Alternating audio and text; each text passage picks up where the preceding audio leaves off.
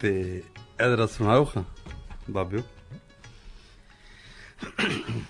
जिसले मैं भुलन लगा हूं तैंडे कूले हथ हाय तैंडियां मुटियारन लत्तां हाँ तैंडियां तलियां विच खिड़दे फुल। हाय माए माए माए माए जिसले मैं भुलन लगा तैंडे कूले हथ हूं तैंडियां मुटियारन लत्तां हूं तैंडियां तलियां विच खिड़दे फुल। हूं नवें अड्डे दी दुध पत्ती हूं कणक दियां बोरियां उत्ते सुत्ती वाह हूं लक मोड़ तो खाली भजी वैंदी बस।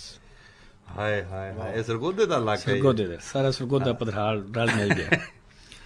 जिसले मैं भुलन लगा तैंडे कूले हथ तैंडियां मुटियारन लत्तां तैंडियां तलियां विच खिड़दे फुल। हूं नवें अड्डे दी दुध पत्ती हूं कणक दियां बोरियां उत्ते सुत्ती वाह हूं लक मोड़ तो खाली भजी वैंदी बस।